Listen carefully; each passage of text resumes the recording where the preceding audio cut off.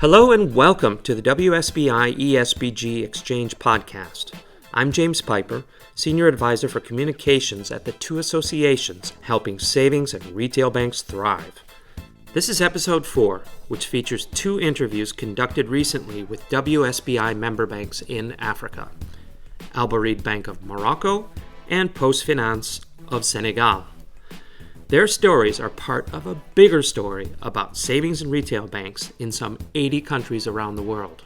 The interviews are in French, so if you speak la belle langue, do have a listen. To help us navigate through those interviews in French, my WSBI colleague Sean Brish is with us now. He will take the helm, switching over to French.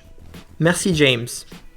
Les représentants des 2 banques, Albarid Bank au Maroc et PostFinance au Sénégal, ont pris part à une visite de 2 jours à WSBI afin d'en apprendre davantage sur le travail mené par cette organisation.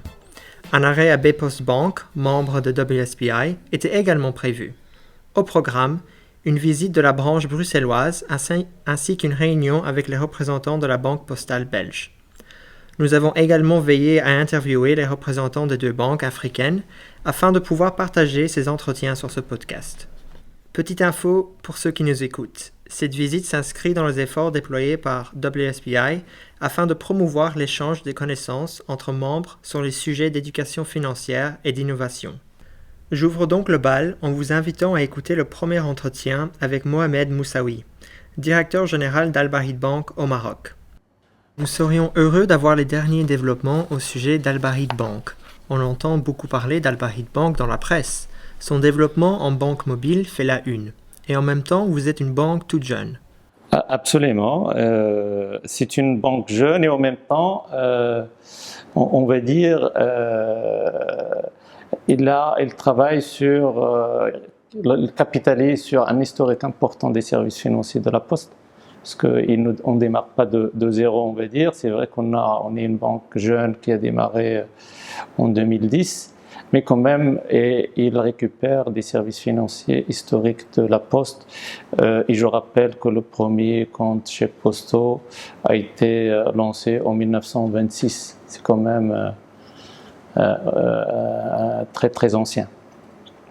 Après, c'est vrai qu'il y avait beaucoup de travail de transformation parce qu'il fallait se mettre à niveau pour répondre aux exigences réglementaires, respecter les exigences réglementaires de la profession, préparer de nouvelles offres pour répondre aux besoins de nos clients.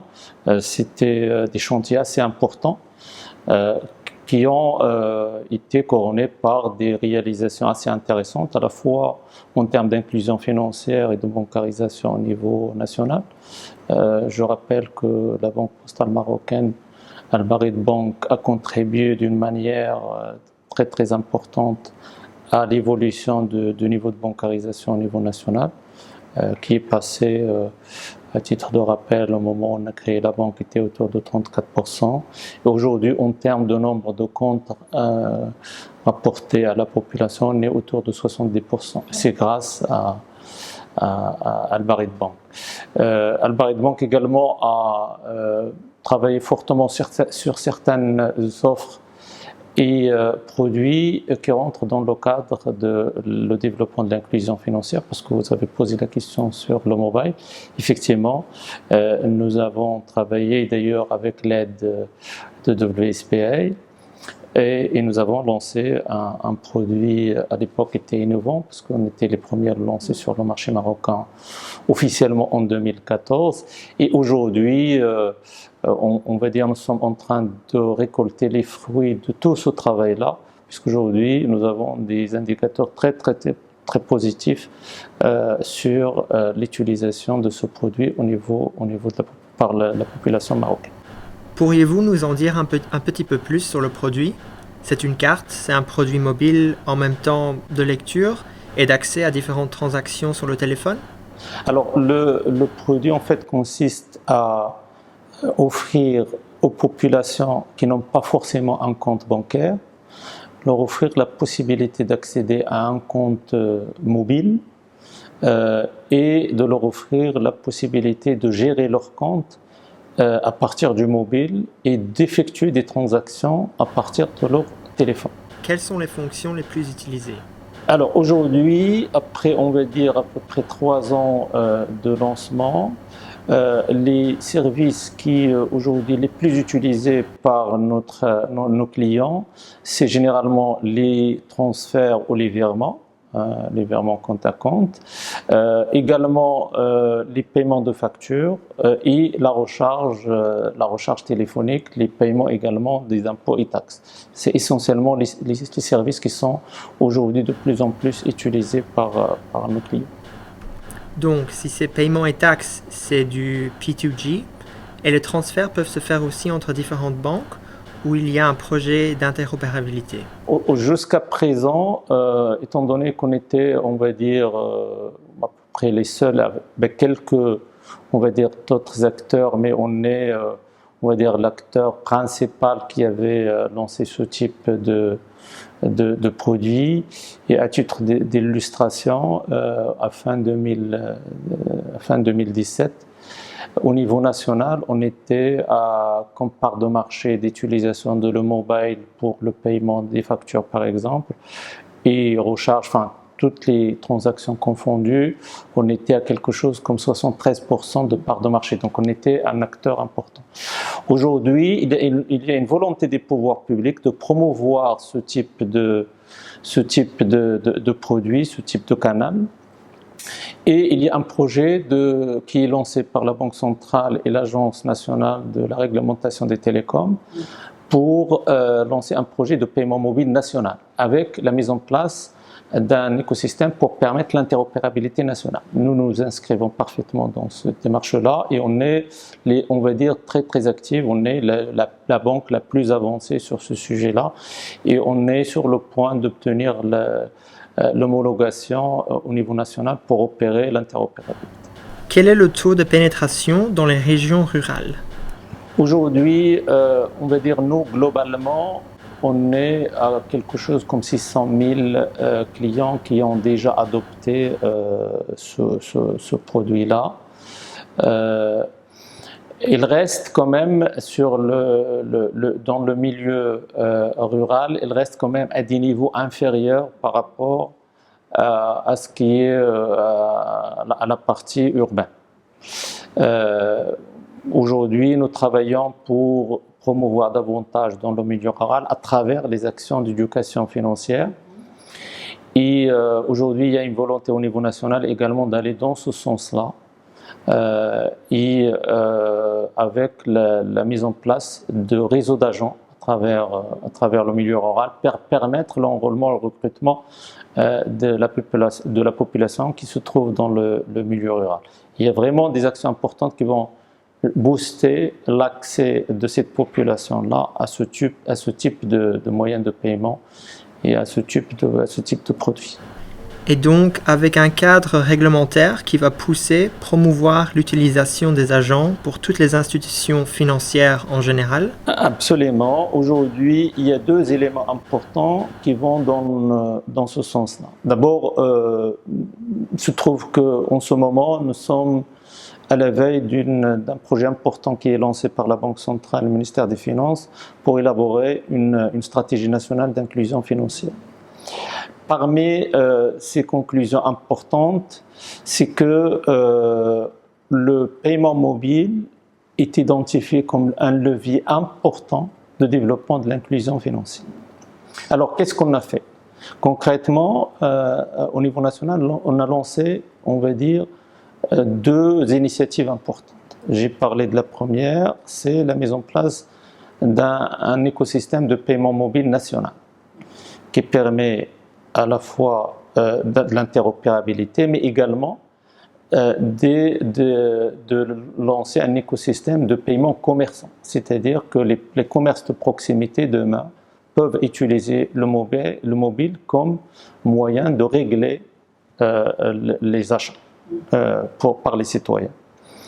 Donc ça, c'est une initiative importante qui va changer complètement, on va dire, le paysage au niveau national. Le deuxième, et qui va en parallèle, c'est le fait qu'on a introduit, dans le cadre de la nouvelle réglementation bancaire, on a introduit les établissements de paiement. Donc, jusqu'à présent, le système de paiement au niveau national était réservé uniquement pour les banques. Et aujourd'hui, il y a une autre catégorie d'établissements, c'est les établissements de paiement qui viennent s'ajouter à ça, on va dire aux banques, pour opérer sur les systèmes de paiement et qui vont apporter certainement une contribution très importante pour promouvoir les paiements électroniques d'une manière globale et surtout développer l'inclusion financière. Et à mon sens, les établissements de paiement vont opérer en complément de ce que font les banques aujourd'hui. Et revenons au succès justement de la banque mobile. Vous disiez que ça s'est passé en 2017. Maintenant, on voit les chiffres qui vraiment explosent. Les 4 premiers trimestres, pendant les 4 premiers mois de 2018, vous aviez 2,1 millions de transactions. Vous dites au bout de 6 mois que vous êtes pratiquement à 4 millions de transactions. À quoi est-ce que vous attribuez ce démarrage fulgurant ? Enfin, ce démarrage, cette prime fulgurante. Je pense que aujourd'hui, on va dire les résultats qui sont très positifs que réalise aujourd'hui le mobile banking au niveau d'Albarid Bank et le résultat d'un travail important qui a été opéré sur les 3 dernières années. On va dire le premier élément, c'est le fait qu'aujourd'hui on est arrivé à un niveau assez intéressant de nombre de clients qui ont adopté le produit. Aujourd'hui, on dépasse les 600 000 clients qui ont adopté ce produit-là. Le deuxième élément, c'est le développement des services autour du mobile banking, c'est-à-dire les services auxquels les clients peuvent accéder à travers le mobile banking. Et le troisième élément, c'est toutes les actions d'éducation financière qu'on a déployées depuis le lancement de la banque. Et le dernier élément qui est important, c'est la stratégie tarifaire qu'on a adoptée dès le départ et qui encourage l'utilisation des services par le mobile. À titre d'illustration, les services utilisés à travers le mobile sont moins chers à peu près de 30%, entre 20 et 30% moins cher que les tarifs appliqués au niveau des points de vente physiques, c'est-à-dire les agences.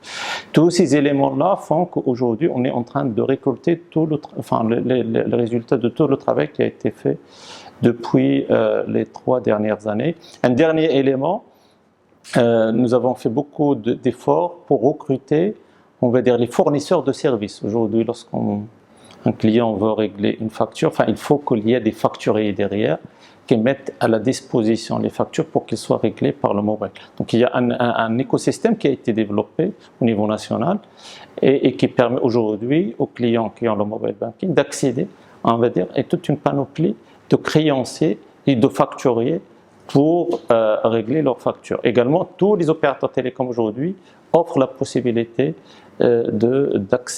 offrent la possibilité à ces clients-là d'accéder aux services de recharge et de paiement de factures pour les opérateurs télécoms, par exemple. Donc, il y a une espèce d'écosystème qui s'est vraiment créé ces dernières années, ces derniers mois, en commun avec un cadre réglementaire propice, et donc en commun avec le législateur, le gouvernement, les télécoms, les banques, les commerces. Et avec les télécoms, ils ont accepté d'avoir une même gamme de prix ou d'avoir des prix, disons, accessibles pour les plus démunis. Alors, et un élément important à souligner qui favorise également l'utilisation de cela, c'est que la majorité, la quasi-totalité des facturiers ou des services de paiement de factures sont gratuits pour les clients. Ce n'est pas le client qui supporte les frais, c'est les facturiers, parce qu'on leur offre la possibilité d'avoir un système de recouvrement meilleur que de déployer leurs propres agences. Donc ils sont gagnants, donc ils supportent, ils rémunèrent, en tout cas ils rémunèrent les acteurs tels que Albarid Bank sur le paiement des factures. Ça, c'est un élément également qui encourage la population à utiliser le mobile banking pour régler par exemple les factures. La recharge également, il ne paye rien, le client ne paye rien comme frais. Alors, le mobile banking, c'est un service qui est offert par Albarid Bank et qui n'oblige pas à avoir un compte. Est-ce que vous avez vu une ouverture de compte, les ouvertures de compte se développer par après à travers le mobile banking ou pas nécessairement? Effectivement, c'est un choix assez important qu'on a opéré dès le départ parce que la composante inclusion financière était une composante importante dans la conception du produit. Et donc, dès le départ, nous avons décidé de permettre aux gens qui n'ont pas forcément aujourd'hui un compte bancaire d'accéder à ce type de service. Et généralement, nous étions à 30-70%. 30% des gens qui accédaient à ce produit-là n'avaient pas un compte bancaire, donc on leur permettait d'ouvrir un compte mobile. Les autres sont des clients déjà de la banque où ils ouvrent un compte bancaire pour accéder à ce service-là. Après, quelles sont les retombées? Les retombées, je peux dire que les retombées sont multiples. Le premier, c'est, on va dire, on véhicule une image très positive de la banque, ça véhicule une image moderne de la banque qui est quand même important. Nous avons constaté que de plus en plus on recrute des jeunes qui sont les plus, on va dire, appétents à ce type de produit-là. C'est un élément qui contribue forcément à améliorer la qualité de service parce que ça permet de désengorger les agences et donc d'avoir plus de possibilités de faire les agences pour faire autre chose, faire du conseil, vendre d'autres produits. C'est un élément important. Le dernier élément, c'est le fait que c'est un levier de génération de revenus de valeur pour la banque. Aujourd'hui, de plus en plus, on a des revenus qui commencent à devenir importants à travers ce produit-là. Vous aviez d'autres services par la diversification des services autour du mobile banking dont vous parliez tout à l'heure? Absolument. Quelles sont les prochaines étapes? Alors, les prochaines étapes, je pense qu'aujourd'hui, vraiment, on est dans une phase très, très importante. D'abord, j'ai parlé tout à l'heure d'une stratégie nationale. Donc, il y a une volonté nationale de promouvoir et de développer le paiement mobile. Donc, c'est un élément qui donne une autre dimension à ce qu'on a fait jusqu'à présent avec l'interopérabilité et avec le développement de paiements commerçants via le mobile, donc ça offre des perspectives très importantes. Deuxième élément pour la banque, donc on s'inscrit nous parfaitement dans ce sens-là et nous allons capitaliser sur toute l'avance qu'on avait et toute l'expertise et l'expérience qu'on avait jusqu'à présent pour garder l'avance par rapport à la concurrence. Ça, c'est le premier élément. Deuxième élément, j'ai parlé tout à l'heure des établissements de paiement et à ce titre-là, je rappelle qu'en 2013, nous avions lancé une filiale spécialisée dans le cash, Barid Cash, qui travaille sur les transferts. Et aujourd'hui, il vient d'obtenir l'agrément d'établissement de paiement. Et donc, cette filiale-là va jouer un rôle très très important, justement dans le développement de paiement mobile et dans les systèmes de paiement d'une manière générale. Donc vraiment, on est vraiment dans une phase très très importante de transformation assez profonde sur ce volet-là. D'accord. Paiements internationaux aussi? Paiements internationaux aussi. Là-dessus, on avait lancé 2 initiatives. La première par le passé, c'est de connecter le mobile banking chez nous avec les produits de transfert internationaux.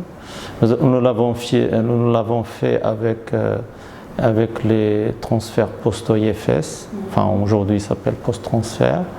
Donc on a lancé le pilote, on est en train de lancer le pilote et nous sommes en train de le généraliser à d'autres canaux, des autres transferts internationaux, pour qu'un émetteur de l'international peut envoyer un transfert et qui peut atterrir sur le mobile banking, sur un compte de paiement ou sur un compte avec Ça, c'est quelque chose de très important pour nous. Et je pense qu'il y a aujourd'hui une volonté à l'international. Il y a pas mal d'acteurs à l'international qui travaillent sur ce sujet-là. Et à ce titre-là, je souligne le fait que nous sommes en train de travailler également dans le cadre de l'EPU sur le déploiement d'une solution mobile au niveau des postes qui permettront justement également aux postes d'avoir la possibilité d'accéder au paiement mobile. Superbe. Albaride est devenu un acteur incontournable de l'inclusion financière. Vous auriez une recommandation, un message pour vos pairs? Moi, je pense qu'il est important dès le départ d'intégrer cet élément et la mission importante de développement de l'inclusion financière qui doit être en permanence présente dans l'activité au quotidien d'une institution. Je pense que ça fait partie de notre ADN dès le départ et nous avons veillé tout au long du développement de la banque à garder comme ligne directrice ces objectifs et ces missions qui ont été assignées par les pouvoirs publics lors de la création de la banque. Deuxième élément, je pense que pour les institutions CG1, on va dire un conseil, l'inclusion financière va de pair avec l'innovation.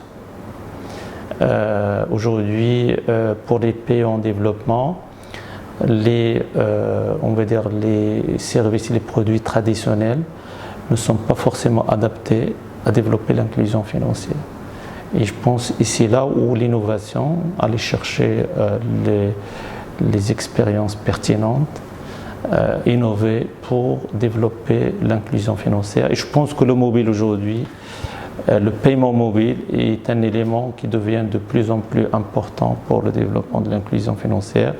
Et là-dessus, je pense qu'on a énormément de choses à faire au niveau des pays en développement pour développer l'inclusion financière. Merci beaucoup, Monsieur Moussaoui, pour cette intervention très intéressante. Merci à vous et ça m'a fait plaisir d'être avec vous et d'échanger avec vous sur l'inclusion financière. Merci.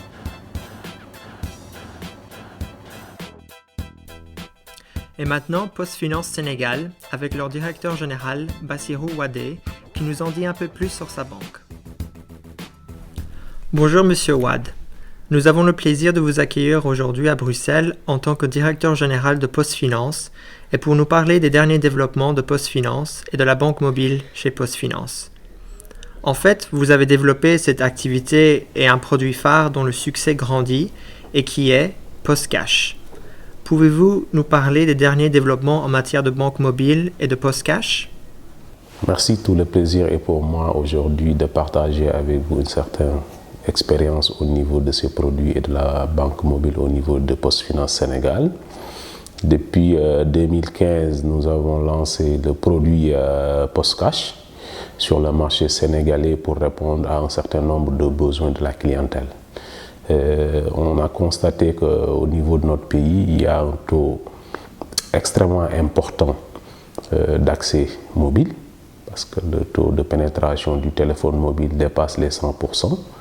L'accès Internet aussi au niveau de nos pays dépasse plus de 50%. Donc il fallait répondre à un certain besoin pour faire face à la concurrence. C'est ce qui nous a amené à lancer le produit PostCash qui était un produit nouveau. Avec plusieurs aspects. C'est une carte d'abord prépayée, adossée à une application mobile qui permet à nos clients aujourd'hui de pouvoir faire un certain nombre de services, tels que le paiement de factures, l'achat de crédits téléphoniques et même l'achat sur Internet. Donc on l'a lancé en 2015 et qu'aujourd'hui c'est un produit qui a connu un certain nombre de développements. Plus de 33 000 cartes ont été commercialisées à l'espace de 2 ans. Et le chiffre d'affaires aujourd'hui dépasse plus de 2 à 3 milliards par an en termes de volume des transactions. Donc ce qui montre qu'aujourd'hui nous avons eu à capter un certain nombre de clients de PostFinance. Et vous avez ainsi acquis de nouveaux clients? Vous avez attiré de nouveaux clients ou ce sont principalement les clients de PostFinance qui se sont intéressés au produit? C'est de nouveaux clients parce qu'aujourd'hui, ces 33 000 clients ne sont pas tous détenteurs de comptes courants ou de comptes d'épargne au niveau de PostFinance. Donc, ce qui veut dire que ce sont des nouveaux clients qui viennent s'ajouter à 100 000 clients de PostFinance qui sont détenteurs de comptes. Maintenant, notre politique, c'est d'amener aujourd'hui nos anciens clients qui étaient détenteurs des comptes courants postaux et des comptes d'épargne, de pouvoir aussi utiliser la carte d'épargne, la carte prépayée en même temps. C'est ce qui nous a amené aujourd'hui d'avoir un nouveau projet qui consiste à faire un link entre le compte courant ou bien le compte d'épargne et la carte prépayée pour permettre à un détenteur de carte prépayée de pouvoir, soit à travers sa carte, déposer de l'argent dans son compte d'épargne ou son compte courant, ou bien à travers son compte courant de pouvoir recharger sa carte de crédit. Et ça aussi, ça rentre dans le cadre de l'innovation et ça permet aujourd'hui de développer nos deux produits, que ce soit la carte prépayée ou bien le compte d'épargne ou bien le compte courant postal. D'accord. Et est-ce que PostCash a aussi permis à vos clients PostCash d'ouvrir des comptes? Oui, c'est ce que je disais tout à l'heure, parce qu'aujourd'hui, le client qui a une carte PostCash, si on arrive à le linker à un compte, ça lui permet de faire des dépôts, ça lui permet de faire de l'épargne au niveau de son compte. Et ça, c'est une innovation qui permet de développer de part et d'autre nos deux produits. Voilà. Qu'est-ce que cela a exigé en matière justement d'innovation pour PostFinance? Quels ont été vos grands développements en matière d'innovation? Oui, ça a aidé parce qu'aujourd'hui, en termes d'image de l'entreprise, les clients ont bien apprécié cette innovation qui a été faite au niveau de PostFinance. Ça nous a permis aujourd'hui de capter aussi de nouveaux clients parce que c'est de l'innovation et que ça répond aussi à un certain besoin de certains clients. Et au-delà de ça, on a analysé le produit et on est en train de voir comment aujourd'hui, pour mieux permettre à nos clients de pouvoir utiliser ces services-là, de faire ce qu'on appelle un retrait. Un retrait de transfert d'argent. Parce qu'aujourd'hui, les cartes prépayées sont là, mais ça doit être aussi des comptes de dépôt. Par exemple, pour un client qui est détenteur d'une carte prépayée et qui reçoit un transfert d'argent international ou local, doit pouvoir le récupérer via sa carte. Voilà, et ça permet aussi de faciliter l'utilisation de ce produit-là qui est un produit innovant. Comment le produit a-t-il été accepté dans les régions rurales? Oui, le produit est bien accepté dans les régions rurales parce qu'au départ, effectivement, c'était une difficulté du simple fait qu'il y avait une limite liée à l'accès Internet en milieu rural pour pouvoir utiliser ce produit. Mais pour contourner cette contrainte-là, on avait mis une application SMS qui permettait à nos clients qui ne détiennent pas de smartphone ou bien qui ont des difficultés d'avoir accès à Internet dans cette zone-là, de pouvoir faire des paiements en utilisant les SMS. Et 3G, 2G, 3G, ça suffit? Oui, 3G, 2G même, ça suffit. 3G, 2G, ça suffit. Mais avec les SMS, on n'a pas besoin de ça. Voilà, c'est juste peut-être un SMS qui est envoyé via un numéro indiqué. Avez-vous dû faire face à des questions d'éducation financière de vos clients quant à l'utilisation et à la compréhension de la carte et de ses bénéfices? Oui, on a eu aussi cette contrainte-là parce que d'abord, il faut comprendre que dans nos pays, la difficulté de la monnaie électronique, c'est que nos compatriotes sont trop liés au cash. Donc, ils n'arrivaient pas à comprendre d'avoir de l'argent en monnaie électronique. Voilà, donc ils étaient trop liés au cash. Et là aussi, on a essayé d'échanger avec eux, de les convaincre, de les montrer la sécurité qu'il y a derrière et le risque de garder de l'argent cash. Parce qu'aujourd'hui, avec la carte PostCash, même si vous êtes agressé, même si vous perdez votre carte, l'argent, vous ne le perdez pas. Le lendemain, en vous présentant dans un bureau de poste avec une nouvelle carte, vous récupérez l'argent qui était dans votre compte. Et ça aussi, ça nous a permis vraiment d'aider certaines populations à accepter ce produit, en leur aider à comprendre aujourd'hui la sécurité même qu'il y a derrière d'utiliser ce genre de produits. Qu'avez-vous fait en particulier? Est-ce qu'il y a eu une action spécifique en matière d'éducation financière ou ça a été simplement dans le cours des activités? Non, c'est dans le cours de l'activité, parce qu'on n'a pas encore organisé des séances d'éducation financière avec nos clients. mais c'est dans le cadre de nos activités commerciales, dans le cadre de nos animations commerciales où il y a des séances de rencontres que nous organisons ou bien des animations que nous faisons avec les clients, qu'on arrive à faire passer ce message-là pour leur expliquer aujourd'hui pourquoi l'utilité d'utiliser ce produit. Quelle est la prochaine étape alors pour PostFinance en matière de numérisation de ses services? Oui, la prochaine étape en matière de numérisation de nos services, c'est la digitalisation. Parce qu'aujourd'hui, nous, on parle même de livret digital. Parce qu'aujourd'hui, on a vu qu'avec les livrets physiques là, c'est énormément source de beaucoup de difficultés et de contraintes, de fraudes et de problèmes. Maintenant, on pense à ce qu'on appelle des livrets digitaux, voilà, d'épargne. Ça aussi, c'est des projets. Et aussi, on parle aussi avec la transformation de PostFinance en institution bancaire aussi. On parle aussi de web banking. Voilà, tout ça, c'est des SMS banking parce que nous avons acquis depuis quelque temps ce qu'on appelle des numéros courts au niveau de l'agence de régulation des postes pour permettre à nos clients de pouvoir utiliser ces numéros-là pour pouvoir faire ce qu'on appelle des consultations de compte, pour faire ce qu'on appelle des demandes de chéquier, ainsi de suite. Voilà.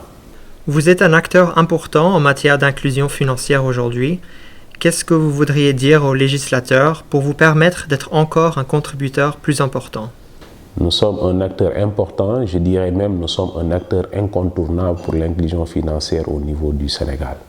Parce qu'aujourd'hui, en termes de présence, nous sommes à peu près un peu partout, dans chaque région, dans chaque département, dans chaque arrondissement, il y a une présence de PostFinance.